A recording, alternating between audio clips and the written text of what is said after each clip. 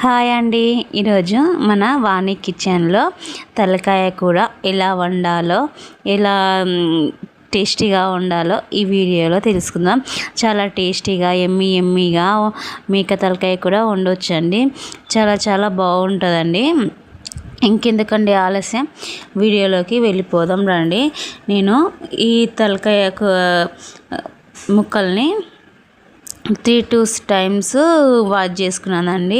మంచి నీట్గా వాష్ చేసుకొని ఒక కుక్కర్ పెట్టుకొని అందులో సన్నగా ఆయిల్ వేసి తర్వాత సన్నగా తరిగిన ఆనియన్స్ వేసానండి. ఒక 2 ఆనియన్స్ అయితే కట్ చేసుకున్నాను.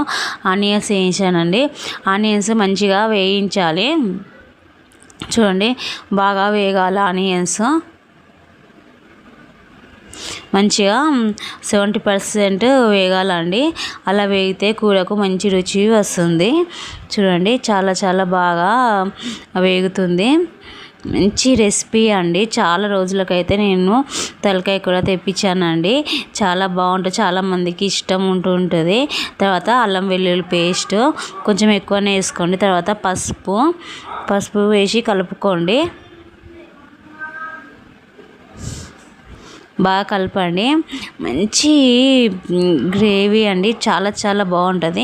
తర్వాత పుదీనా కొత్తిమీర వేసి కలుపుకుంటున్నాను. చాలా బాగుంటుంది. తర్వాత నేను మంచిగా వాష్ చేశానండి. తలకాయ ముక్కలు మటన్ వేసుకుంటున్నాను, మటన్ పీసెస్ వేసుకుంటున్నాను. చాలా బాగుంటుందండి. చూడండి, బాగా కలుపుకోండి. చూడండి, నేను 2-3 టైమ్స్గా వాష్ చేశానండి. ఎందుకంటే కొంచెం దాన్ని కాల్స్తారు కదా, కొంచెం స్మెల్ ఉంటుంది. అందుకే మంచి వాష్ చేశానండి. చూడండి, చాలా బాగుంటుంది. మీరు ఒకసారి ఇలా ట్రై చేయండి. చూడండి, కొద్దిసేపు మూత పెట్టి మగ్గనివ్వాలి. తర్వాత కొన్ని వాటర్ పోసి విజిల్ పెట్టేయండి. విజిల్ని అయితే 4 విజిల్స్ వరకు అయితే పెడుతున్నాను. 4 విజిల్స్ అయితే పెట్టానండి. 4 వచ్చేంత వరకు పెట్టాను. చాలా బాగుంటుందండి. టేస్ట్ అయితే చాలా అదిరిపోతుంది. చూడండి, 4 విజిల్స్ అయితే వచ్చేసినాయి. దీంట్లో తగినంత కారం వేయండి. మీకు టేస్ట్కి సరిపడా కారం వేసేయండి. చూడండి, నేను కారం వేస్తున్నాను. తర్వాత సాల్ట్ వేయండి. టేస్ట్కి సరిపడా సాల్ట్ వేసి కలపండి. మంచిగా నీట్గా కలపండి. చాలా కలర్ఫుల్గా కల్పిస్తున్న తర్వాత చింతపండు రసం అండి. నేను ఒక నిమ్మకాయ సైజ్ అంతా చింతపండు నానబెట్టుకొని నేను చింతపండు రసం తీసాను. చింతపండు రసం వేసానండి.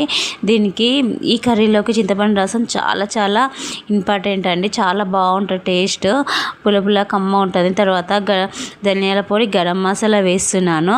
చాలా టేస్ట్గా ఉంటుందండి. ఈ మెథడ్లో చేయండి. చాలా బాగుంటుంది. చూడండి, కర్రీ ఎంత కలర్ఫుల్గా అనిపిస్తుందో. తర్వాత పుదీనా కొత్తిమీర వేసి కలుపుకుంటున్నాను. లాస్ట్ మినిట్లో పుదీనా కొత్తిమీర వేయాలండి. నేను ఫస్ట్ స్టార్టింగ్లో వేసాను, ఎండింగ్లో వేసాను. చాలా బాగుంటుంది. ఫ్లేవర్ మొత్తము కర్రీకి పడుతుందని. చూడండి ఎంత కలర్ఫుల్గా ఉందో.